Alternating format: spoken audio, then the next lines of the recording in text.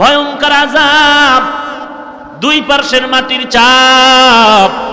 এমন কোন আল্লাহওয়ালা নাই যে কবরের চিন্তা করে কাঁদেন নাই। বালিশে মাথা লাগায় যখন রাতের বেলা বাতিটা নিবায় ঘুমাও, মনে মনে একটু প্রশ্ন করিস, ঘুমের মধ্যেও তো কত বান্দার মরণ হয়ে যায়। সকালবেলা যদি আমারে মা আইসা ডাকে আর বলে বাবা ওঠ আর ঘুমাইও না, আইসা যদি দেখে পুরা বডিটা শক্ত হয়ে গেছে আর পুরা বরফের মতো বডিটা ঠান্ডা, মা চিল্লায় বলবে তোরা কে আছো, আয় আমার সন্তান দুনিয়াতে আর জিন্দা নেই। বাবায় কাঁদবে, মা কাঁদবে, তোর কোনো আওয়াজ হবে না। ওদিকে কেউ যাবে ইমামের খবর দিতে, হুজুর কোথাও যাবেন না, আমার সন্তানের জানাজাটা পড়ানো লাগবে। কেউ যাবে বাঁশ কাটার জন্য, বাঁশ বাগানে কবর খনন করার জন্য। কেউ যাবে তোরে জীবনের গোসলটা দেওয়ার জন্য, পানি গরম করতে থাকবে। কেউ কলা গাছের পাতা কাটার জন্য যাবে। এইবার তোর জানাজা চিরতরে পড়ানোর জন্য গোসল করায় নিয়ে যাবে।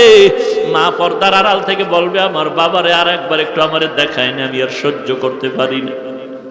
এরে আল্লাহর বান্দা চিন্তা কর, এক এক করে সবাই চলে যাচ্ছে, তোমার আমার একদিন চলনের ডাক এসে যাবে। কিন্তু একটু চিন্তা কর, কি রেখে যাচ্ছ দুনিয়াতে আর সঙ্গে কি নিয়ে যাইতেছো। আল্লাহর কাছে তওবা কর, খাঁটি মনে তওবা কর। আল্লাহ, আমার মতো কত যুবক স্কুল কলেজ ভার্সিটিতে পড়ে নামাজ ছাড়ে না, নাই? আমার মতো কত যুবক র্যাব আর্মি পুলিশের চাকরি করে নামাজ ছাড়ে না। আমার মতো যুবক ড্রাইভারি করে নামাজ বাদ দেয় না।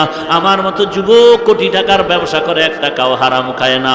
আমার মতো যুবক আল্লাহ তোমার প্রিয় বান্দা হয়ে গেছে, তওবা করে। আর কতবার বলবো রে ভাই, সেদিন এক যুবক ৩-৪ দিন আগে মাদ্রাসায় আসলো, টাই প্যান্ট শার্ট পরা, ওই শনিয়াকড়া রায়ের বাগ থেকে বলল, আমি বললাম ভাই কেন আসছো? বলে আমার বাড়ি বরগুনা। কেন আসছো? বলে দোয়ার জন্য। আমি বললাম দোয়ার জন্য তো এমনি কেউ আসে না, জরুরত কোনো কথা আছে কিনা? বলে কোনো কথা নাই।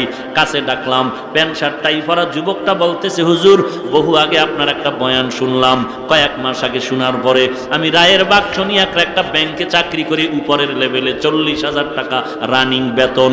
ওই বয়ানের পরে আমি ওই চাকরিটা ছেড়ে দিয়েছি। আমি বললাম ভাই ব্যাংকে চাকরি যারা করে সব কি জাহান্নামে যাবে? তুমি ছাড়লা কেন? বলে তা আমি জানি না, কিন্তু বয়ানের পরে আমার বেতন এমন আসর শুরু হয়ে গেল, আমি নিজে নিজে ভাবলাম, আমি উপরের চেয়ারে বৈশা দেখলাম যে টাকাগুলো আমাদের ভাগ্যে আসতেছে বেতন হিসাবে, আমার কাছে পরিপূর্ণ এটা আল্লাহর মহব্বতের মনে হয় নাই। অতএব আমি সিদ্ধান্ত নিয়ে চাকরি ছেড়ে দিলাম, 40,000 টাকা বেতনের সিদ্ধান্ত নিলাম। প্রয়োজনে না খায়া কষ্ট করব, কিন্তু হারামের একটা বিন্দু কণা ভেতরে আর ঢুকাবো না। এরে যুবক, ও পারলো, তুই কেন পারো না?